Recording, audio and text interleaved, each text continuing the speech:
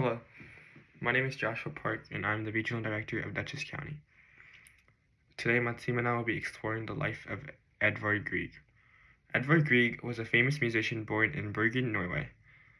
When he was little, he loved listening to music and the sounds around him. This helped inspire his works later in life. Grieg's family was very important to him. His mom, Tseng, helped him learn the piano, and his dad was very encouraging in his musical education. He had brothers and sisters, and his home was always filled with music.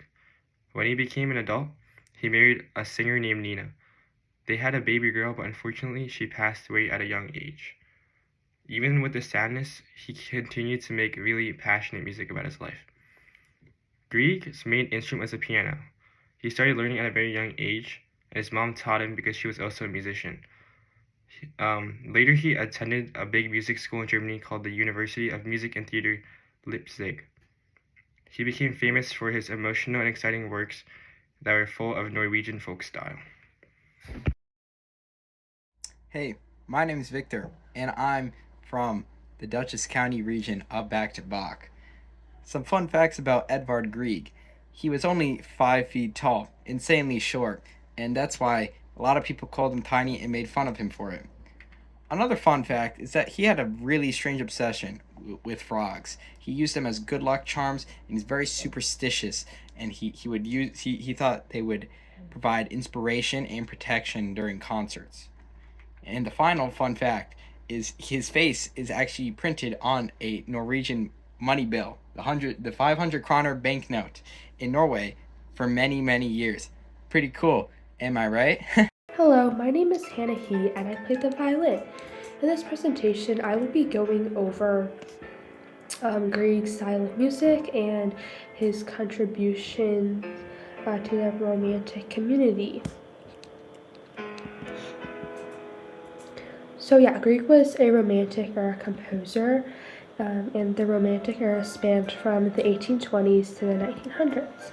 He was renowned for infusing Norwegian folk music and national themes into his work. He also had a lyrical and melodic focus, meaning that he wanted his melodies in his songs to be able to resonate with the audience. He wanted his listeners to be able to connect with the music and to be able to feel how it told a story.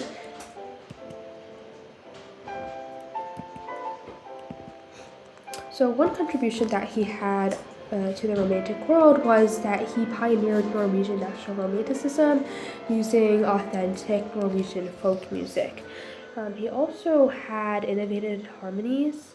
Many composers before him, they used major and minor chords, they used major and minor modes, but he expanded on that and he freely mixed modes like Dorian and Lydian in his music. And many composers after him started to do that too because it made the music more interesting. He also showed how small pieces of music could be just as important as symphonies. We know that symphonies can be up to 40 minutes long, but in his 2 to 4 minute pieces of music, he showed that the music would be able to resonate with the audience as much as with big and long pieces of music like symphonies. So yes, we really do love Edvard Grieg, and we really do appreciate the contributions he had to our society. In 1884, Edvard Grieg wrote the Holberg Suite. Like any other suite of his era, it consisted of 5 main movements. The first, Vigeron. The second, Saraband. The third, Gavotte. The fourth, Air. And to cap it all off, his final movement was Vigeron.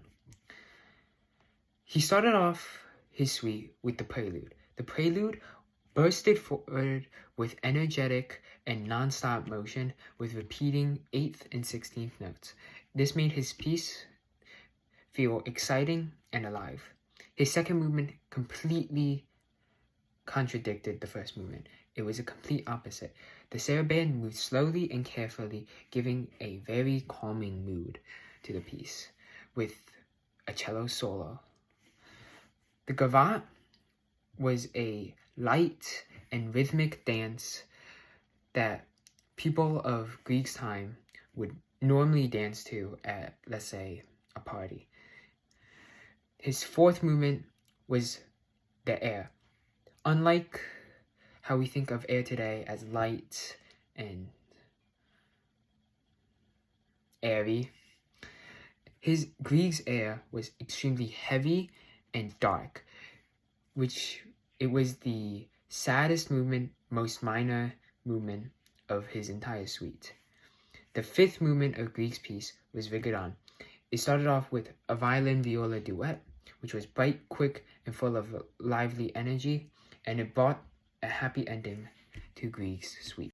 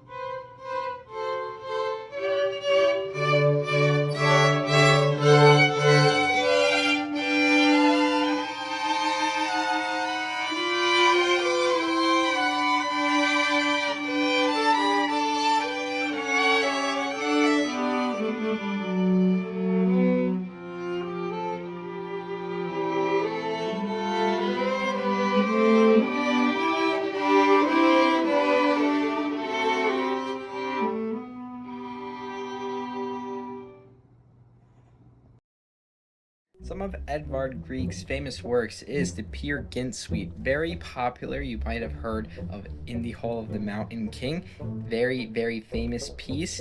It's very dramatic, and it is the fourth movement of the first suite in the Peer Gynt Suites. And it features a very dramatic accelerando in the Hall of the Mountain King. And it shows this like very sneaky person going through Peer Gynt into a mountain and eventually building up to a chase, kind of, where he gets caught and chaos erupting in the mountain. And I think that's pretty cool. Pretty cool.